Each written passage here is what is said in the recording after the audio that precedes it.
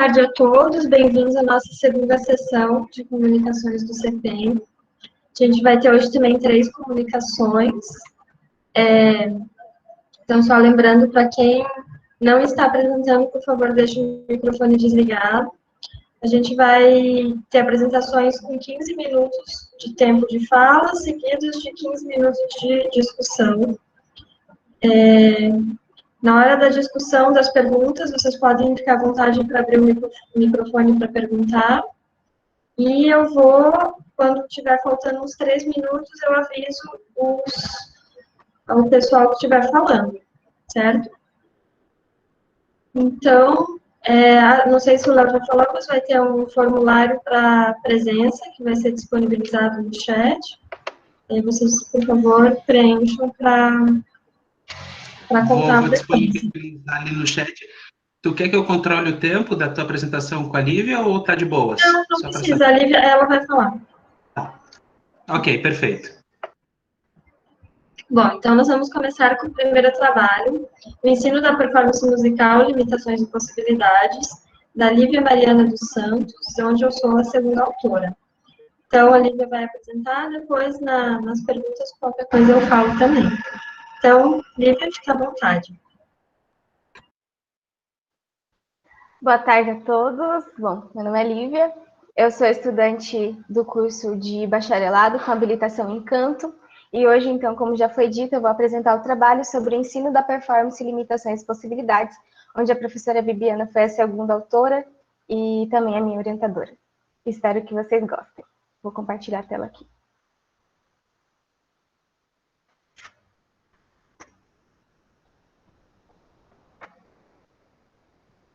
Aparece para vocês? Sim, tá certinho. Ok, então vamos lá. Este trabalho, ele tem como objetivo principal trazer essas reflexões sobre o ensino da performance concebido através das pedagogias instrumentais. A partir de uma crítica feita ao papel tradicional do performer e as pedagogias do ensino de instrumento do viés conservatorial. Propomos, então, o alinhamento do ensino da performance com as pedagogias ativas da educação musical. Dentro desse trabalho, nós temos por objetivo aqui levantar questões e críticas sobre o ensino da performance, propondo um olhar para uma educação que vise transmitir para os alunos de instrumento a liberdade de exprimirem a sua criatividade, trazendo reflexões, principalmente através de críticas levantadas pelo escritor Assis. Este trabalho ele tem, assim, o intuito de contribuir no levantamento do pensamento crítico, tanto de discentes quanto dos docentes, dentro do âmbito do ensino da performance, sobre a importância de se abandonar a ideia de performers enquanto meros reprodutores neutros, para desenvolver, então, a formação de artistas e professores, conscientes e engajados em sua própria voz enquanto artistas. Sobre a performance musical. Goffman nos diz que uma performance pode ser definida como toda e qualquer atividade de um determinado participante em uma certa ocasião e que serve para influenciar de qualquer maneira qualquer dos participantes.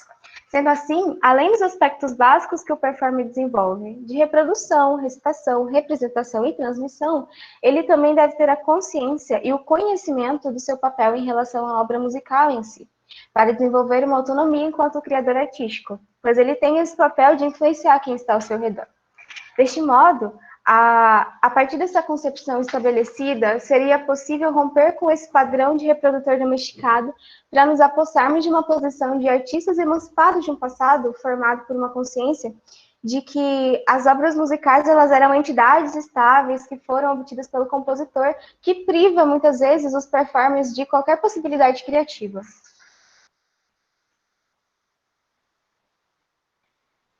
Então, de acordo com Assis, a atividade de executar uma música tem sido considerada como uma possível interpretação neutra de estruturas sonoras que são pré-existentes à formação e que sustentarão essa. Isso se deve ao fato de que as obras musicais serem historicamente formadas por aqueles conceitos imutáveis que eu falei, onde o que foi interpretado uma vez deve sempre ser feito da mesma forma. E isso se dá como uma maneira de respeitar aquela soberania de determinado compositor, pois ainda hoje se tem esse ponto de vista repressor da tradição da performance reproduzida acriticamente. Sendo assim, os alunos eles passam a simplesmente aceitar as informações sem incitar o seu senso crítico e espontâneo. E essa relação hierárquica entre professor e aluno remete diretamente, muitas vezes, ao ensino conservatorial. Apesar das suas origens estarem muito distantes física e temporalmente, este ainda é um paradigma dominante no ensino da performance do Brasil. Quando falamos desta hierarquia, nós podemos perceber que existem duas principais. A primeira é a do compositor e do executante, onde o compositor age com o poder soberano, que deve ser inteiramente respeitado sob a ameaça de uma quebra de lealdade. Em segundo, temos essa relação entre mestre e aluno, onde o mestre, no caso o professor, tem supostamente a chave e o segredo para o entendimento das intenções do compositor e dessas nuances estilísticas dadas a uma partitura. E o pupilo tende a obedecer e repetir o que o mestre diz. Isso quem nos diz também é Assis. O que é mais importante ressaltar nesse trabalho é que as reflexões que nós trazemos e que estamos mostrando agora, elas não abonam de forma nenhuma a importância dos estudos técnicos de cada, mas a criatividade é justamente esse momento em que se expõem suas ideias baseadas nos seus conteúdos prévios. Sendo assim, as considerações que nós desejamos levantar não são as de que todos os estudos técnicos são irrelevantes. Muito, muito pelo contrário. Nós queremos mostrar que nós devemos unir os estudos práticos da técnica a experimentos novos, a partir dos estudos realizados durante todo esse percurso de aprendizado.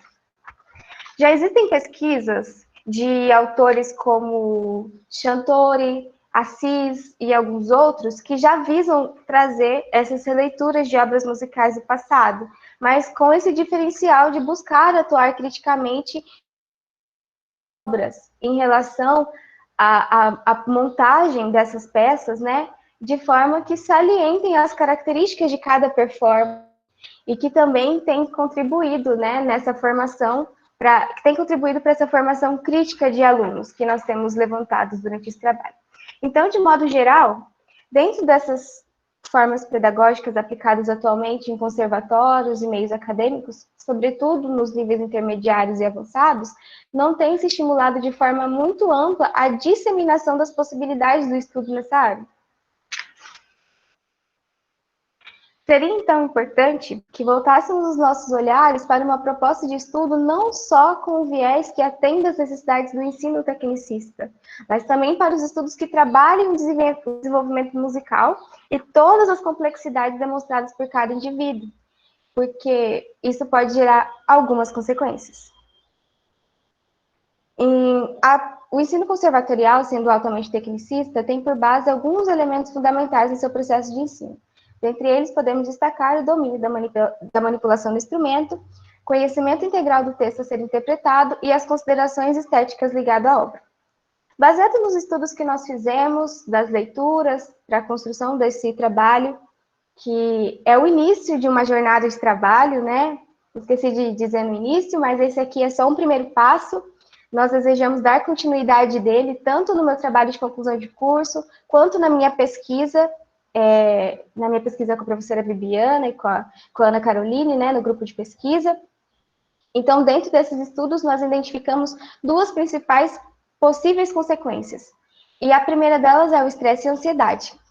Portanto, o que acontece? Uma boa performance, ela passa a ser ligada à avaliação de questões técnicas apresentadas durante as aulas ou durante as apresentações. Sendo assim, o objetivo passa a ser o ato de tocar sem cometer erros. A oportunidade de livre expressão, de observação e percepção é comumente deixada de lado para o segundo plano, e quem nos diz isso é Campos. Dessa maneira, a busca por uma excelência passa por aspectos psicológicos, podendo desenvolver nos alunos, a longo prazo, o estresse e a ansiedade, o que também tem sido tema de muitos trabalhos e pesquisas atualmente. A segunda consequência que nós identificamos dentro desse processo de estudo foi a perca do prazer em se fazer música. Porque o aluno, ele passa a se confrontar com tantas dificuldades técnicas a serem superadas durante os estudos, que além de serem levados a um nível de ansiedade, com o tempo, pode-se perder o prazer em si fazer música. Pena nos diz que se perder diante de inúmeros e árduos exercícios de preparação técnica, assim como a preocupação virtuosística, pode acabar por coibir a capacidade de livre expressão. Em um outro trabalho, dois autores, chamados desculpa se a pronúncia estiver errada, é Kines e Vasquez, eles completam com uma frase muito interessante. Eles nos dizem que mesmo o músico profissional que direciona o seu foco ao virtuosismo por fazer disso a sua profissão, ele deve sensibilizar-se com a música e não vê-la de uma forma puramente técnica e mecânica. O que a longo prazo, muitas vezes, é o que acontece. O aluno fica tão tenso em se apresentar para os professores, para os alunos, que esse nível de estresse chega a tal ponto que ele pode simplesmente perder o ato de maior felicidade, que era o intuito, inclusive, que era de fazer música, né? Dessa forma, percebemos que o trabalho de formação de um performer, ele deve ser desenvolvido cuidadosamente, mantendo o equilíbrio sobre o esforço físico, tecnicista e o mental, cultivando a motivação para o estudo contínuo e uma busca de aperfeiçoamento da performance, sem gerar desequilíbrios. Portanto, nós acreditamos que para essa realidade ser melhorada, é necessário que o ensino da performance, através, obviamente, das pedagogias de instrumento, elas repensem as suas práticas a fim de contribuir para uma formação de performers verdadeiramente criativos, engajados, dentro do seu próprio tempo. Dentro dos percursos possíveis para o ensino da performance, agora falando sobre a parte mais prática, né? Então, em se tratando do ensino da performance, é fundamental desenvolver em si um alto processo educativo, para que depois se possa passar em uma forma de conhecimento sólido e efetivo, não apenas como uma emissão sonora, mas como um processo de fato de desenvolver habilidades no outro. Então, no âmbito do ensino da performance, muitas vezes os professores e, consequentemente, os alunos, em processos de formações universitárias, são levados a valorizarem em demasia os aspectos técnicos e performáticos em suas vivências, em detrimento das reflexões sobre a pedagogia instrumental e o seu papel enquanto educadores. E isso, como eu disse, pode acarretar algumas consequências, né, a longo prazo. Então, mesmo levantando questões críticas sobre a falta de um ensino que estimule a emancipação do performer enquanto criador artístico, nós temos exemplos de educadores musicais que não só desenvolveram esses pensamentos críticos na escrita, mas que também propuseram um novo olhar para a educação musical, como os educadores do século XX vinculados às pedagogias ativas, onde nós podemos citar Dalcroze, Kodály, Martenot, que são pesquisadores, educadores, né, musicais bem conhecidos, mas que normalmente nós conhecemos eles nas práticas ainda de ensino musical básico e não de fato, e não levamos de fato esses pensamentos ativos dele para dentro das salas de aulas, principalmente as universitárias.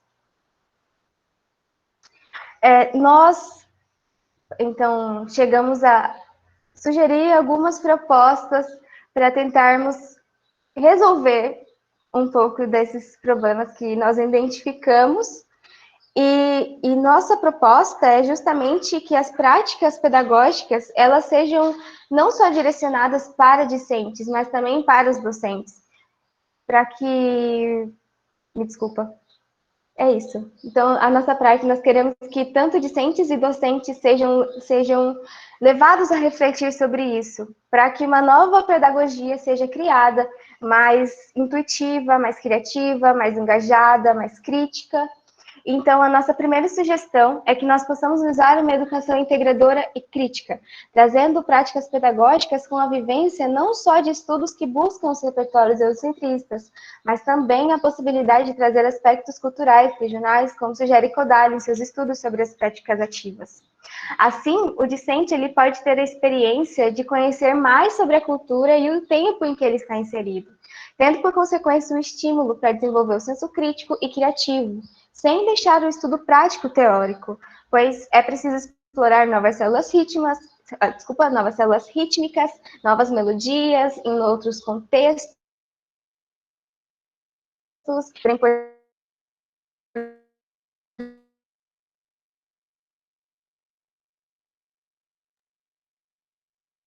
portanto, de uma revisão para ampliar as práticas pedagógicas nos meios conservatoriais e acadêmicos, estimular as universidades a oferecer disciplinas voltadas para a área da psicologia, respaldando os alunos a encontrarem equilíbrio de sentimentos, evitando os futuros transtornos de ansiedade, por exemplo.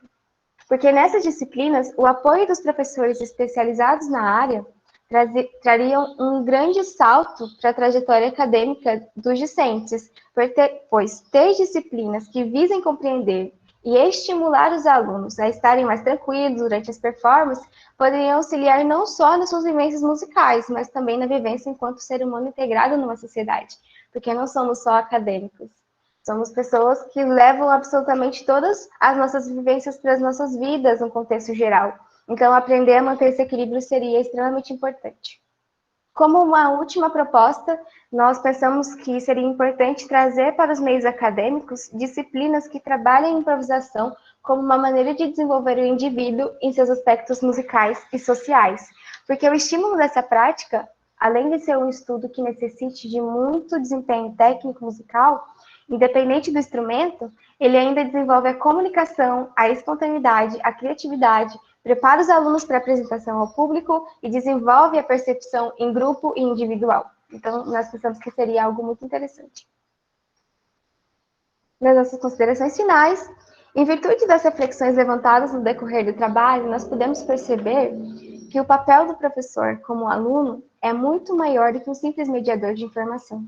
Sendo assim, a tarefa do educador musical, enquanto auxiliar na formação de pensamentos dos discentes, é de se manter um eterno curioso, buscando novos sentidos e reconstruindo pensamentos, para que desta forma os alunos, enquanto seres sujeitos a formações e didáticas de cada educador, possam se inspirar para desenvolver pensamentos críticos, criativos e engajados.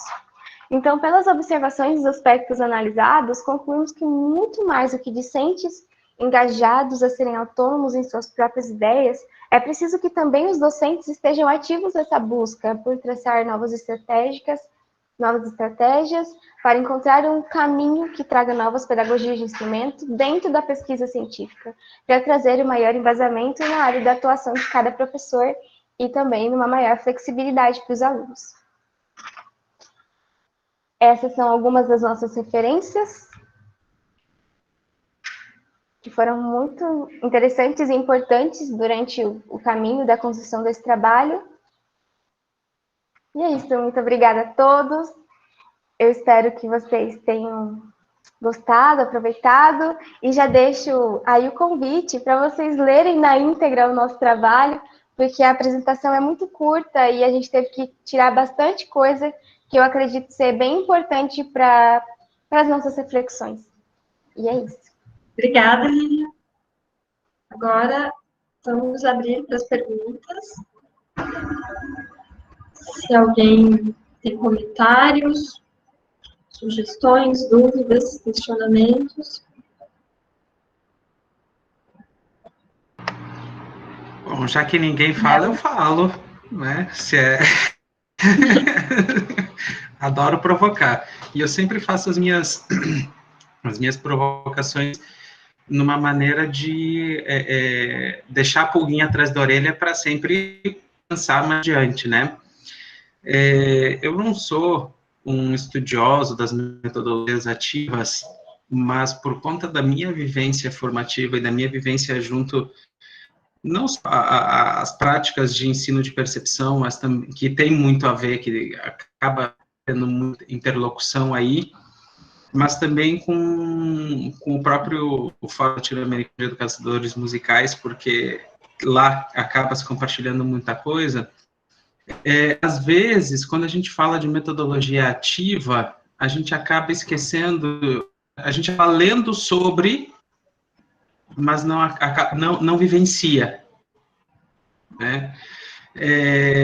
E eu acho que isso também reflete um pouquinho no ensino da performance. Muitas vezes a gente lê sobre o ensino da performance, e eu sou leigo nesse assunto, eu sei pouquíssimo mesmo, e a leitura sobre não dá aquela intimidade, aquela profundidade necessária como fazer, né? Então, eu deixo como provocação sempre que possível, para melhorar as reflexões depois, não só ler sobre as metodologias ativas, porque é importante essa parte da leitura, inclusive de onde é que surgiu, por que se chama ativas, vai ver que eu sou e muita gente já considera ultrapassado isso, que já tem outras coisas acontecendo aí muito mais interessantes, então talvez seja legal ver o que está acontecendo no debate contemporâneo, mas são válidas, né? As mais do que ler é experimentar. Então, se tiver a oportunidade, daí eu deixo para ler isso que está no seu processo formativo, de, sempre que possível, fazer oficinas para experimentar essas metodologias ativas na prática, para incorporar isso, não só pensar sobre, daí o texto também vai ganhar outro sentido para ti. E daí vai dar uma ampliada nessa articulação metodologia com o ensino da performance, né? Que é um assunto que o Brasil, cara, tá na ponta de lança, né? Então, acho que o Brasil pelo que eu conheço, assim, na América Latina, com certeza, o Brasil é o principal. Nas Américas, os Estados Unidos e Canadá estão aí, né? Então, acho que vale a pena investir nisso, mas se for fazer o vínculo com as metodologias ativas, incorporar elas. Pelo menos um ou duas, para entender, tomar qual é o processo. Porque uma coisa é tu ler sobre o Dalcroze, outra coisa é tu fazer o Dalcroze, tu vivenciar o Dalcroze, uma coisa é tu ler o Kodály, utilizar as aulas de percepção, algumas coisas do Kodály, outra coisa é tu fazer o Kodály tal qual. Então, é bacana, fica esse comentário, pulguinha atrás da orelha, que incorporar vai trazer outras reflexões para o trabalho no futuro. Lívia, quer falar alguma coisa? Não, e agradecer pelo comentário, principalmente, né? Sempre muito bom ouvir alguma coisa de quem ouviu a gente. E dizer que a nossa proposta é justamente essa, darmos continuidade a esse estudo sobre pedagogias ativas, sobre pedagogias contemporâneas também, entraremos nessa área. Ainda bem que temos muito tempo ainda para trabalhar e trazer em outras propostas, justamente pensando nisso. Incorporar essas realidades, trazer para a realidade e, a partir disso, mostrar para vocês onde nós chegaremos. Só complementando, assim, que a da apresentação, acabou que os exemplos de pedagogia ativa ficaram o pessoal da primeira geração, né? Mas no texto a gente usa mais o Painter, né? Então, alguns conceitos específicos, assim, de experimento criativo, de algumas pinceladas que a gente acha que podem ser interessantes para o ensino da performance. Só para apontar um pouquinho o que o Léo falou, eu acho que as pedagogias ativas, elas tiveram muito impacto na educação musical, na musicalização infantil, mas no ensino de instrumento, até esse foi um debate que a gente conversou agora no congresso da Associação Brasileira de Performance, a gente teve um fórum específico de pedagogia instrumental. Isso foi um debate muito forte, assim, né, de como renovar essas práticas, porque parece que a pedagogia instrumental ainda ficou um pouco, ela não vivenciou isso, né, então, é só para pontuar, mas realmente, eu acho super importante a vivência, como o Léo falou, é extremamente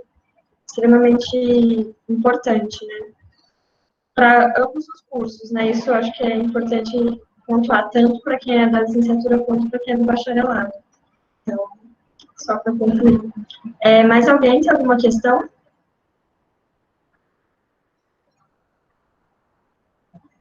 Então, passamos para a próxima apresentação. Muito obrigada, Lívia. Vamos lá para a apresentação. Obrigada. Apresentação do Thiago agora, Thiago Henrique Cristoni, que vai falar sobre os aplicativos de celular para percepção musical. Análise descritiva e contraste de dois aplicativos para celular. Então, Thiago, fique à vontade para apresentar. Estão me ouvindo? Sim, está no problema.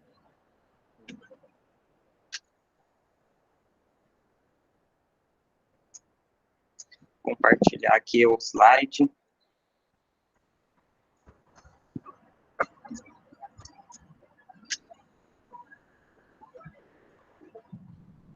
Apareceu aí o slide? Apareceu. Então, o meu trabalho... Deixa eu botar aqui. Aplicativos de celular para percepção musical, análise descritiva e contraste de dois aplicativos para celular. O meu trabalho, eu começo na introdução, falando um pouco sobre essas novas tecnologias e a mudança que acaba acontecendo no comportamento do ser humano. As tecnologias, né, evoluíram bastante hoje e estão presentes no dia a dia. Não tem mais como a gente trabalhar ou fazer qualquer coisa sem a tecnologia, e isso acaba, inclusive, acontecendo na educação. Então, o interesse meu para falar sobre esse trabalho foi que eu já tenho um curso de técnico na informática, e também, durante o período da graduação, eu tive contato com alguns aplicativos para estudo, e achei que fosse importante, interessante, analisar eles junto com um método de estudo. Então, é importante também o estudo, também independente por meio dessas novas tecnologias. E, além disso, também eu falo um pouco sobre a questão da dificuldade que, às vezes, os alunos encontram durante o estudo, principalmente da percepção musical. E aí, uma possibilidade se utilizar desses aplicativos para ter um rendimento melhor. Então, aí eu faço uma análise descritiva e faço o contraste de 2 aplicativos, o Deyardin e o Complete Rhythm Trainer, né, com o método de estudo de Bruce Benward e Timothy. Então, o meu objetivo é entender algumas possibilidades do uso da tecnologia da informação e comunicação em aplicativos para celular no ensino, estudo e aprendizagem de conteúdos da percepção musical. Aí, o outro objetivo é fazer um levantamento dos aplicativos disponíveis para estudo de percepção musical na plataforma Android, verificar suas funcionalidades. Em seguida, define quais os aplicativos fornecem mais opções para o estudo da percepção musical. E, em seguida, contrastar as funcionalidades dos aplicativos com o método de ensino já tradicionais, na literatura e na prática de percepção musical, como sendo o método BK. Por questões de delimitação, neste artigo, apresento resultados parciais, onde foco nas funcionalidades referentes aos intervalos musicais. Então, é uma parte do TCC, sob orientação do professor Leonardo, e aqui eu vou me ater mais à questão dos intervalos musicais. Então, de início, foi o contato do investigador com os aplicativos, né, como eu já disse, durante o estudo, e aí, mais recentemente, com o surgimento dos aplicativos para dispositivos móveis. O contexto foram essas novas possibilidades que há para o estudo de música e da percepção musical. Aí, a descrição do problema seria a análise dos aplicativos e o contraste com o método do Bruce Benward e Timothy Kolosik. Aí, a descrição dos desafios. O primeiro desafio foi selecionar o aplicativo. Então, nós montamos uma tabela para análise de quais conteúdos que os principais aplicativos encontrados na Play Store apresentavam. Os termos utilizados foram ear training e treinamento auditivo. Em seguida, foi descrever as possibilidades de uso dos aplicativos e fazer análise descritiva de suas funcionalidades. E, em seguida, contrastar com o método BK. Em seguida, foi feita a conclusão das análises e a conclusão final. Então, a metodologia é uma pesquisa com abordagem qualitativa, para compreender de que forma é possível serem ensinados conteúdos da percepção musical por meio de aplicativos, ou ainda as possibilidades de uso dessas ferramentas. A coleta de dados foi realizada por meio de seleções de aplicativos de percepção musical dentro do Google Play Store, e o termo de busca utilizado foi aquele, né, ear training e treinamento auditivo. Essa aqui foi a tabela que a gente fez. Então, nós separamos a pesquisa para identificar quais aplicativos apresentavam intervalos melódicos, estudo, né, de intervalos melódicos, intervalos harmônicos, escalas, acordes, arpejos, ritmo, a parte de teoria, né, visual, leitura em claves, leitura de intervalos, escalas, acordes, ritmo, armadura de clave, e a parte de entonação cantada, né, acorde, solfejo melódico, intervalos e escalas.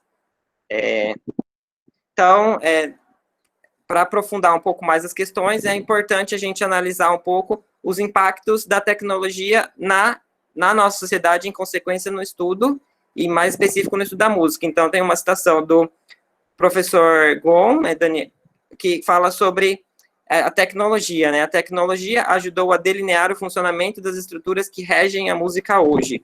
O rádio, a televisão, o vídeo, a computador, a internet, todos tiveram um importante significado em suas respectivas épocas de surgimento. Para acompanhar a história da música, é preciso compreender como ela foi afetada nesse sentido, do mesmo modo que analisamos fatores sociais, políticos ou econômicos. Então, houveram grandes mudanças, principalmente nas últimas 6 décadas, e conforme a gente até tem acompanhado as apresentações, né, da mesa redonda, é fato que a tecnologia hoje tem avançado, então, podemos dizer assim que uma tecnologia primária que houve grande revolução foi a impressão gráfica, com a possibilidade que houve da disseminação de partituras, criação de métodos, que até então o aprendizado de música pode-se dizer que era ligado ao aluno e ao professor. Era difícil, se você um método de estudo antes de ter existido a impressão gráfica. E assim também grandes novidades surgem, que também não são tão antigas assim, que se a gente for pensar o YouTube, que surgiu em meados de 2005 e 2006, a plataforma Android em 2008, o iPhone em 2007 e o iPad em 2010. Então, são surgimentos relativamente recentes, mas que, de certa forma, trouxeram mudanças significativas para a sociedade. Então, a tecnologia no ensino, então, é importante, né, e é necessário refletir sobre essas tecnologias para absorver as suas possibilidades e as vantagens do seu uso na educação. Silva fala isso. Então, as tecnologias, elas não excluem o papel do educador, então é importante que o professor analise métodos ou aplicativos, ferramentas que ele vai utilizar de acordo com o que ele necessita, qual o seu projeto pedagógico. Então, é necessário a do professor novas exigências e competências. Além disso, é importante, né, como a gente tem visto, principalmente agora com a questão da pandemia, o professor novas linguagens, é necessário trabalhar em ambientes virtuais distintos ao ensino tradicional, usar da criatividade na pedagogia. Então, a mudança, principalmente agora com a pandemia, né, os professores tiveram que sair das suas salas de aulas e, a partir disso, ensinar de dentro das suas casas por meio da internet. Então, assim, uma mudança, de certa forma, repentina, que o professor teria que estar sempre engajado a absorver essas mudanças. Então, a percepção musical e os aplicativos. A percepção musical é a disciplina que integra o currículo de estudo quase que em sua totalidade nas graduações de nível superior no Brasil. Então, estuda aspectos da música como acordes, harmonia, ritmos, intervalos e etc. Seu estudo também pode estar presente em escolas de música. De forma ampla, o principal objetivo quanto ao estudo da música é permitir uma maior compreensão musical, buscando organizar, refletir o que é ouvido e escrito. Então, o método BK, que é a percepção musical prática auditiva para músicos, falar um pouco rapidinho sobre ele é bem voltado para a prática, o nome já diz, né, prática auditiva. Ele apresenta grande quantidade de exercícios, seu conteúdo é mais ligado ao material tonal. Ele apresenta poucos aspectos teóricos, explicações. Entende-se que nesse caso, devam ser trabalhados pelo professor, com ou sem apoio de outros materiais. Então, aqui a gente tem a primeira tela, que é a tela inicial do aplicativo, que é o Deirdim, onde é possível estudos de intervalos, escalas, acordes, harmonia e análise. Então, o estudo de intervalos musicais. Para Bohumil Med, intervalo é a diferença de altura entre dois sons. É a relação existente entre duas alturas e o espaço que separa um som do outro. Então, aqui a gente tem no aplicativo a tela dele, em que é possível você selecionar quais os intervalos que você quer estudar, desde a primeira até em seguida, né, descendo a tela, tem as outras opções. Então, as opções dos intervalos musicais é identificação de intervalos, intervalos no piano, comparação de intervalos, leitura de intervalos, construção de intervalos, canto de intervalos e inversões de intervalos. Aqui uma segunda possibilidade de estudo é a identificação dos intervalos, onde o aplicativo toca um intervalo musical e o estudante deve selecionar na tela do aplicativo qual foi o intervalo tocado. Na figura 4, a gente tem a tela do aplicativo Deirdim com o estudo de intervalos no piano. Nessa opção, o aplicativo toca o intervalo, né, dá o som do intervalo, e o aluno tem que, no teclado, né, do piano apresentado na tela do aplicativo, ele tem que selecionar quais foram as notas do intervalo. A outra figura é o aplicativo Deirdim para construção de intervalos. Na figura 6, nós temos a comparação dos intervalos, onde o aplicativo toca um intervalo, e você e o aluno tem que falar qual toca 2 intervalos, né, em sequência. Qual foi o intervalo maior tocado, se foi o primeiro ou o segundo. Outra tela é a leitura de intervalos, o aplicativo mostra na partitura, né, no pentagrama, as notas, e o aluno deve somente dizer qual que é aquele intervalo, né, não toca, é apenas visual. Esse é a outra opção, que é o canto de intervalos, que o aluno tem que cantar, né, o intervalo no microfone do aparelho, e só que nesse ponto o aplicativo ele exige que a entonação seja bem correta, né, qualquer desafinação ele já considera como errado. Então, a outra opção é estudar a inversa de um intervalo. Aqui é a configuração, onde o aplicativo mostra em todas as opções quais as opções que o aluno quer estudar, se é os intervalos musicais, somente de forma ascendente ou somente de forma descendente, ou os dois juntos. Pode ainda selecionar se quer estudá-los de forma melódica ou harmônica. Como que o método trabalha a questão dos intervalos? Ele trabalha de forma melódica, da unidade de estudos 1 até a unidade 8. No estudo de intervalo musical, o estudante deve assinalar no pentagrama a altura da segunda nota que forma o intervalo musical e identificá-lo. Ele trabalha primeiro com os intervalos musicais de forma ascendente, depois de forma descendente, e a partir da unidade 9, 10 e 11, ele trabalha o estudo dos intervalos musicais de forma harmônica. No capítulo 12, inicia o estudo com 2 intervalos em sucessão, e o capítulo 13 com 2 e 3 intervalos em sucessão. No capítulo 14, trabalha com 3 intervalos em sucessão. Então, aqui a gente tem um exemplo do método do Bruce Ben-Ward e do Timothy, em que ele apresenta, né, o estudo dos intervalos, onde primeiro ele faz o intervalo ascendente e depois os intervalos descendentes, né. E uma outra forma de estudo que o método apresenta 3 intervalos em sucessão, 2 e 3 intervalos em sucessão. Então, as possibilidades de estudo... 3 minutos. Oi? 3 minutos. Tá, tô terminando já.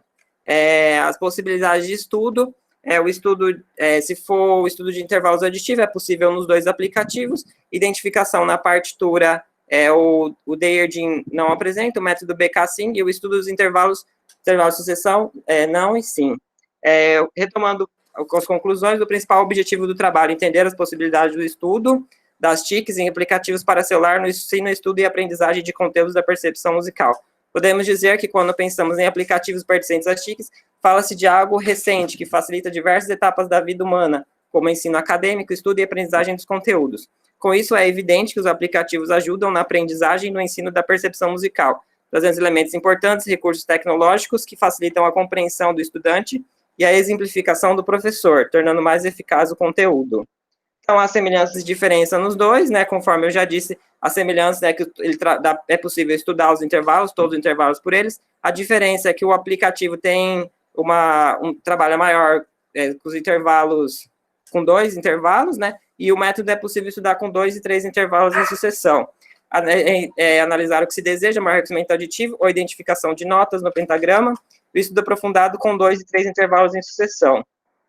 Análise dessas ferramentas educacionais na educação musical é de fundamental importância para orientar professores quanto às possibilidades e limitações desse recurso, auxiliando-os a escolher aqueles que mais representam suas necessidades pedagógicas. Com isso, o uso de roteiros pré-determinados de avaliação tem sido apontada como uma possibilidade de teste.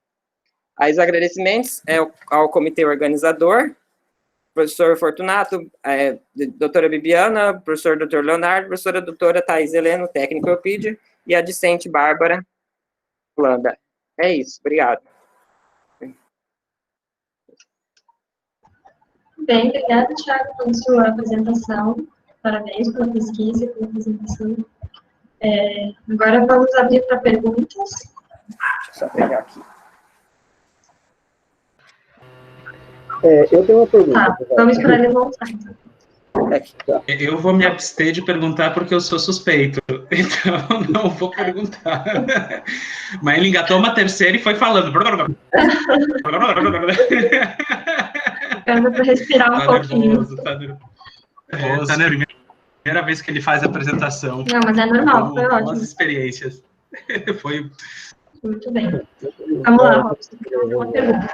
Não, mas eu estou bem assim, curioso para saber sobre, até que o professor, acho que é o Léo, que é o Percepção, pode até ajudar melhor na minha pergunta, sobre a eficácia do aplicativo.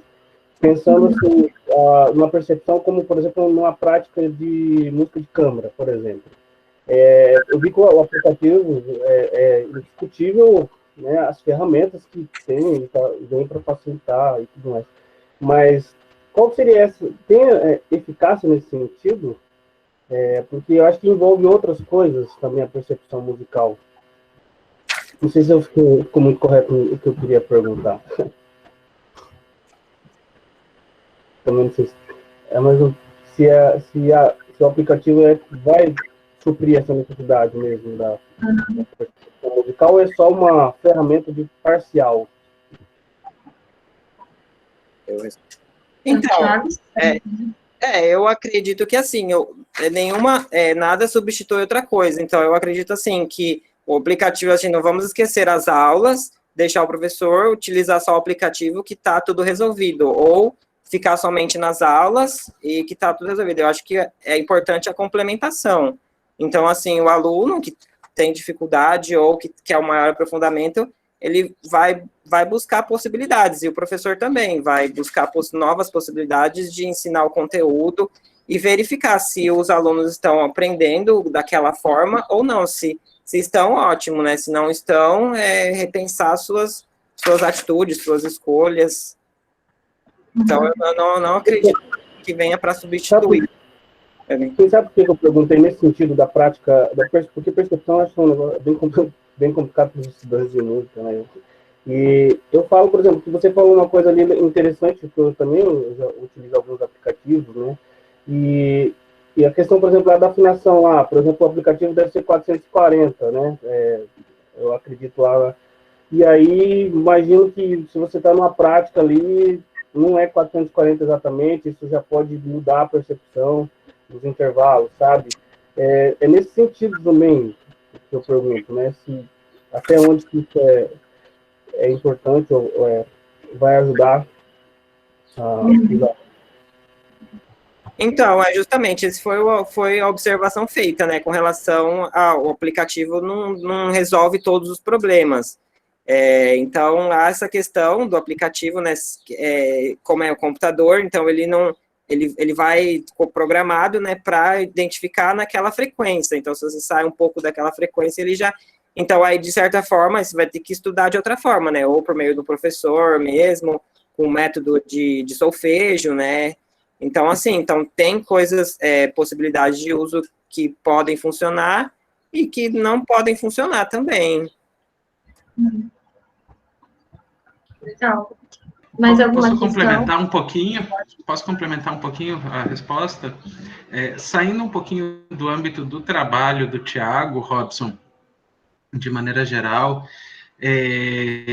a gente tem que pensar que a percepção musical, o fato de perceber musicalmente, está atrelado a vários aspectos que não passa só ao material sonoro tal qual, né? A frequência do som ou a repetição dele que vai dar o nosso aspecto rítmico, ou passa pelo filtro psicológico, né? Que muita gente fala da psicológica, etc. Então, os aplicativos, infelizmente, eles não têm o material humano, eles são robôs, e devem estar desenvolvendo alguma coisa com inteligência artificial, ou, enfim, e eles acabam funcionando, como o Thiago disse, numa maneira de apoio, mas também dentro de uma perspectiva que, dentro desse âmbito da teoria musical, dessas disciplinas de teoria musical, a gente fala de treinamento auditivo. Tu está treinando, tu não está educando. O educar, tu passa por outros aspectos mais subjetivos e até afetivos. Um treinamento é um treinamento, né? Então, ele tem uma funcionalidade. Se ele vai funcionar para músicos de câmara, depende do uso que tu vai dar. né? Se tu vai querer um puro treinamento, pois ele vai ser muito bom.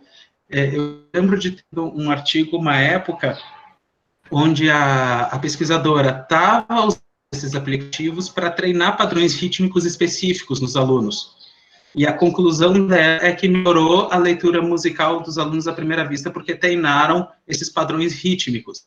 Sim, porque a leitura à primeira vista dos alunos estava construída a partir dos padrões rítmicos que tinham sido treinados, né? Então, como treinou aqueles padrões rítmicos e a leitura à primeira vista via aqueles padrões rítmicos, então é uma coisa quase óbvia, né? Mas foi os achados da pesquisa dela. Então, tem uma funcionalidade, perde o fator humano, mas ele auxilia, né? Ele acaba sendo auxiliar nessa perspectiva de treinar, não de educar. Tudo bem. Obrigado. Obrigado, Thiago. Então, muito obrigada, Léo, também pela complementação, Thiago, pela apresentação.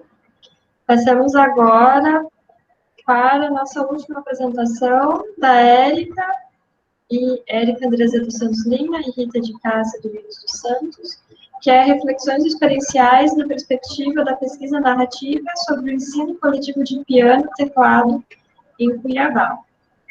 Então, oi, Érica. Fique à vontade para apresentar. A palavra é sua. Estão me ouvindo? Sim, tá ótimo. Quando faltar uns 3 minutinhos para 15 minutos, eu te aviso.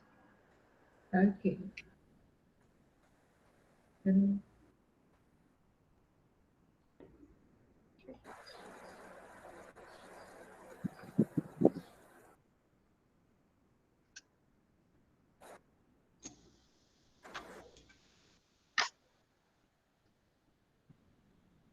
Posso iniciar? Pode sim, fique à vontade. Então, boa tarde a todos os participantes, boa tarde a todos os professores presentes. Então, aqui eu trago a minha experiência, meu trabalho de conclusão de curso, onde eu trago o tema Reflexões Experienciais na Perspectiva da Pesquisa Narrativa sobre o Ensino Coletivo de Piano e Teclado em Cuiabá. Então, aqui eu venho apresentar um recorte do meu trabalho de conclusão de curso, onde foi orientado pela professora Rita de Cássia Domingues, e nesse trabalho eu busquei refletir sobre a formação docente através do ensino coletivo de piano de teclado em Cuiabá, ao ressaltar as experiências e histórias de vida e a contribuição dessa modalidade de ensino na musicalização de adultos. Então, o foco dessa pesquisa foi a investigação do processo de aprendizagem e experiências vivenciadas pelas participantes. Então, na qual essas participantes fazem relato de todas essas experiências vivenciadas, buscando as suas histórias lá do passado e trazendo para o momento atual. Então, vivenciada pelas participantes dessa prática, que puderam relatar e descrever em entrevistas semi-estruturadas como o ensino coletivo de piano e teclado impactou especificamente no decorrer do processo de experiência musical das entrevistadas. Então, ao usar essa abordagem metodológica da pesquisa narrativa, considerando a entrevista semi-estruturada realizada em 5 estudantes que realizaram o curso, a oficina de teclado coletivo, lembrando que essas oficinas foram realizadas até um certo tempo, em uma época na universidade, no curso de extensão, e depois foi para outra instituição particular por não oferecer mais na universidade, no Conservatório Lourenço Fernandes. E a proposta investigativa teve como objetivo trazer reflexões sobre essa prática e os resultados dessas experiências vivenciadas pelas participantes. Dessa forma, tratou-se de uma pesquisa subdividida em 3 dimensões. Então, essas 3 dimensões é uma das características mais importantes da pesquisa narrativa, que é marcada pela tridimensionalidade, que são os 3 pilares da pesquisa narrativa. Então, para esse processo de pesquisa, de análise, para essas reflexões, eu utilizei esses 3 pilares: a dimensão temporal, a dimensão individual social e a dimensão espacial lugar.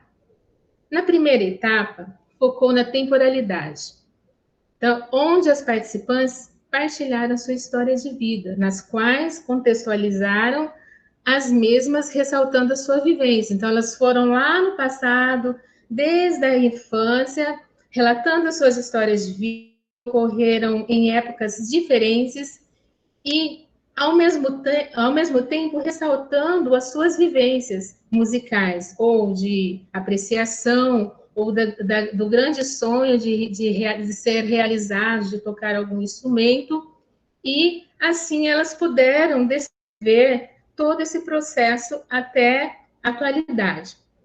Na segunda etapa, foram relatadas as nuances do caminho percorrido, que também está interligado à temporalidade.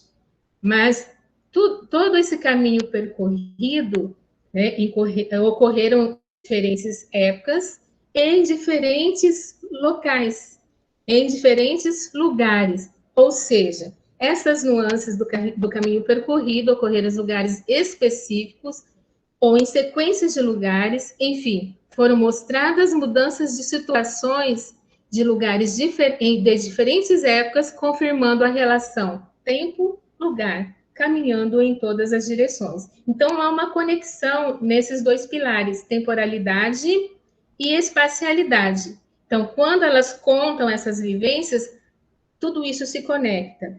E na terceira etapa da pesquisa, foi uma abordagem que está focada nas condições internas, né?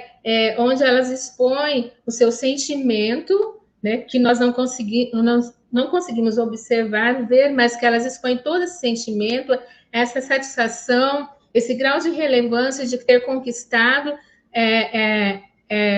nessa caminhada toda aquilo que elas sonhavam. Então, foi feita uma abordagem direcionada à dimensão individual social, nas quais foram explorados aspectos voltados às condições internas, no decorrer desse percurso. Cangini e Conelli, 2011, afirmam que as experiências são as histórias que as pessoas vivem, e é no contar das mesmas que vamos reafirmando e nos modificando, criando novas histórias. Então, mas o que tem a ver, né, a pesquisa narrativa relacionado ao ensino coletivo? Tudo a ver. Então, através dessas informações colhidas, né, na pesquisa narrativa, durante toda essa investigação, oportunizou eu compreender o quanto o ensino coletivo foi significativo. Então, há uma conexão dessa forma, dessa metodologia de pesquisa, para que eu conseguisse extrair das participantes essa verdade em relação a essas experiências que elas tiveram ou que estão tendo em relação ao ensino coletivo, que se torna uma ferramenta bastante importante para a democratização do ensino musical. Ainda focando no tema do ensino coletivo, né, eu ressalto, amparado pelas referências, pelos estudiosos, que o ensino coletivo ele tem sido tema de debates em vários congressos, e também vários educadores musicais defendem essa metodologia como uma metodologia eficiente para a iniciação musical. Então, aqui na minha monografia, eu trago as considerações de alguns desses estudiosos, simplesmente alguns recortes por falta de espaço e tempo, e assim trago, de acordo com o Cruvinel de 2008, o ensino coletivo é uma importante ferramenta para o processo de socialização do ensino musical, democratizando o acesso do cidadão à formação, né? Araújo, 2015, defende que é preciso atentar para a exploração musical de possibilidades interativas, sendo que o piano coletivo é uma possibilidade de ensino onde a metodologia é a coletividade. Tourinho, né, conforme Tourinho, pode-se argumentar a favor do ensino coletivo, que o aprendizado se dá pela observação e interação com outras pessoas, a exemplo de como se pode falar, andar e comer. Para Tanaka 2015, as aulas coletivas passam a ser uma alternativa de economia de tempo e trabalho, um processo de seleção natural. Ainda a autora afirma que nesse processo os alunos têm a possibilidade de avanços musicais conjuntamente e eles recebem as mesmas instruções ao mesmo tempo. Então, esse processo investigativo, né, que caminha, né, que traça essas nuances do caminho percorrido, né, utilizado na pesquisa narrativa, mantém uma conexão da dimensão subjetiva de algo mais interno, né, algo mais particular, que conduz ao sujeito uma reflexão de si. Então, ao termo da descrição dessas experiências, dos relatos dessa experiência, cabe ao sujeito, o entrevistado, refletir sobre si mesmo. Tá? Sendo uma pesquisa colaborativa de cunho pessoal, cada participante elegeu uma pedra preciosa para seu codinome. Então, essas 5 participantes receberam um codinome: Pérola Negra, Cristal Rosa, Safira, Ágata e Diamante. Safira descreve, na Renascença, que pode representar aí esse período de recordações da temporalidade. Então, marcando a temporalidade, ela descreve: nasci em uma comunidade rural nos anos 59, onde vivi com os meus pais e mais 8 irmãos.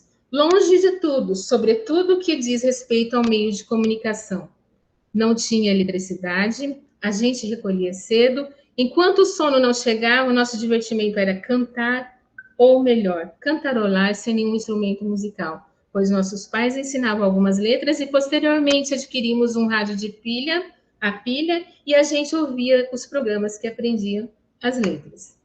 Pérola Negra, assim como Safira, ela também teve uma infância marcada pela musicalidade. Aí ela descreve as suas experiências do presente, do passado, e assim revive passagens significativas da sua vida. Então, Pérola Negra descreve: eu me lembro desde a minha infância, lá pelos meus 5 anos de idade, a música me perseguia. Sabe aquelas festas onde a animação era através do siriri e do cururu? Foi a partir daquelas batidas que comecei a me relacionar com os sons. Inclusive, meu pai tocava viola caipira de coxo e não parava de lembrar aqueles barulhos melódicos que me faziam tão bem. O tempo passou, fica a zona rural para trás, a zona urbana me proporciona conhecer mais estilos musicais. Cristal Rosa. As experiências e as vivências percorrem caminhos diferentes, em ambientes diferentes. Então, Cristal Rosa focou, né, dentro de um dos pilares, que é a espacialidade, onde os lugares e as sequências mudam, né? Seguindo a discussão para o eixo espacial. Com este propósito, uma participante, ela vem relatar: mudando para outra cidade do Paraná, melhorei de vida e sempre com esperança de um dia dar continuidade na música. Me casei de novo e vim para Mato Grosso. Sofri muito, pois fomos morar em uma fazenda que pertencia à cidade de Diamantino, onde só tinha uma aldeia, um local de difícil acesso. Voltamos para o Paraná novamente, logo para Mato Grosso, e mesmo com toda a trajetória da minha vida que me tirou do caminho da música, mas não perdi as esperanças de realizar meus sonhos, que eram muito fortes. E nesse sentido, focado nessa abordagem da democratização e interação social do ensino coletivo de música, a participante traz uma reflexão, ressaltando o percurso dessa vivência com a música. Diamante narra: o estudo de teclado está fazendo muito bem para mim, porque nessa hora eu desligo de outras coisas, esqueço dos problemas com pessoas, com trabalho. Após 10 anos aqui em Cuiabá, as amigas que conheci aqui no grupo de teclado coletivo, posso dizer que são as primeiras que fiz aqui. Então, sou muito feliz por várias coisas. Uma delas é por ter tido a oportunidade de conhecer e aprender a música. Agora, onde eu colocaria a música como importante? Nos meus sentimentos, nas minhas decisões, nos meus momentos difíceis, nas alegrias, eu procuro Deus. Não tem como senti-la. Sou grata por ter percebido a tempo o poder de aprender mais. Obrigada. E Ágata, nesse contexto de aula coletiva de música, preserva-se a ideia de que a prática possibilita o processo de interação social, constituindo-se um aprendizado colaborativo. Assim, Ágata vem narrar como encarou essa prática e relata a contribuição da mesma nesse processo de aprendizagem. Para mim, essa prática de ensino coletivo tem sido de extrema relevância. Esta forma de aprendizado foi a única que experimentei, que está sendo de maior importância para o meu aprendizado, pois somos um ser coletivo e aprender em conjunto é de grande valor para o nosso interagir. Compreender as dificuldades e vencê-las, um ajudando ao outro, e assim contribuir para o nosso desenvolvimento individual. Ainda ela pontua, considerando a satisfação, o seu grau de satisfação e relevância nesse processo. A música hoje é para mim de grande significância. Internamente, ela me traz alegria, prazer, saúde da alma, me faz mais feliz. Mesmo com essa realização com a prática musical, sendo um período ainda pequeno, vou continuar, pois sei que aprender é continuar a aprender sempre. E a partir de agora não deixarei a música. Essa faz parte do meu viver. Quero aprimorar cada vez mais, tanto na música instrumental como aprender a cantar. A música me preenche completamente. A música é como o sal que dá maior sabor. É poesia. É o amor trazendo a plenitude nos aspectos internos que nos dá a explicar e sem sentir. Que não dá para explicar e sem sentir. Então, as considerações finais. Eu ia falar que faltavam 2 minutos. No processo investigativo, ressaltei todas as experiências e histórias de vida, como isso contribuiu para esse trabalho descrito no espaço tridimensional da investigação narrativa. Deixa eu voltar aqui. E considerando a metodologia do ensino coletivo vista como uma importante ferramenta de democratização para o ensino musical. Considerando esse viés reflexivo da pesquisa narrativa, entendo que essa proposta veio contribuir para a minha formação docente, conduzindo-me a enxergar novas possibilidades. E fica a fala de uma das participantes: somos um ser coletivo e aprender em conjunto é de grande valor para o nosso interagir. Ágata, muito obrigada. Estou à disposição. Muito obrigada pela apresentação, Érica, parabéns pela apresentação, pela pesquisa. Alguém tem alguma pergunta? Eu não tenho pergunta, só tenho um comentário. Além de parabenizar a Érica, eu sou fã das pesquisas narrativas, porque elas trazem um aspecto que é o aspecto do ser humano que está por detrás das narrativas que foram vistas, né? Eu estava agora mesmo, eu estou numa banca de mestrado, onde eu questionei o pesquisador, onde é que está o sujeito por trás, onde é que está a pessoa, não é nem o sujeito, onde é que está o ser humano, porque parece que o ser humano que deu todas as pistas para ele era um objeto, era uma coisa, né? E há um ser humano, e as pesquisas narrativas são bonitas por conta disso, porque consegue ser humano, e no pouco que tu nos apresentou aqui, deu para ver que tu honrou isso, que tu honrou as trajetórias das pessoas que tu acompanhou. É muito bonito mesmo, parabéns. Foi muito gratificante todo esse processo, né, do trabalho, e ver que realmente isso fez sentido para elas. E ainda elas continuam mesmo do modo remoto, continuam, e você percebe o prazer que elas têm em dar essa continuidade, né? Legal. Só um comentário também, eu também concordo com o que ela falou, gosto bastante dessas narrativas, e como elas também auxiliam bastante no nosso processo, né, como docente, de que você olhar para aquele aluno como um ser humano e ver as necessidades, as inquietações, tudo faz com que nossas práticas, né, estejam mais alinhadas também com o tópico. Então, parabéns pela pesquisa. Alguém fez alguma pergunta? Ainda tem?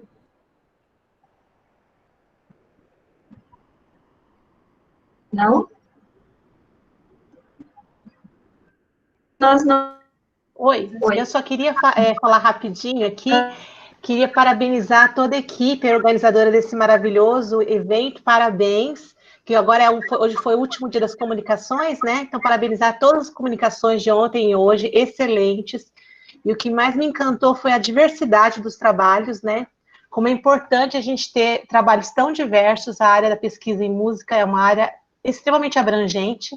Então, fiquei muito feliz com os trabalhos que foram apresentados, aprendi bastante e tenho certeza de que foi de grande valia para todo mundo que assistiu. E parabéns à equipe organizadora e a todos os comunicadores. Obrigada, Rita, é verdade.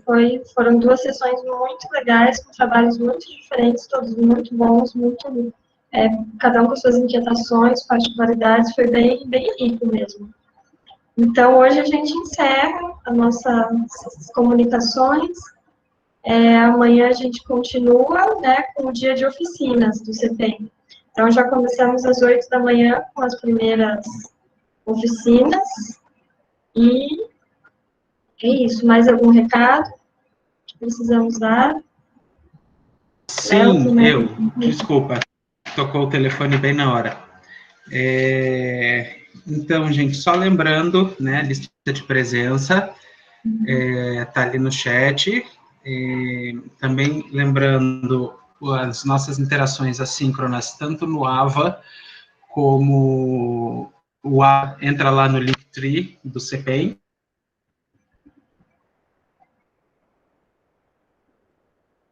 Léo travou. Desculpa? Léo travou sua fala. Desculpa. Então, as apresentações artísticas que também estão lá no Linktree, né? Amanhã nós temos as oficinas, começa às 8 da manhã de Cuiabá.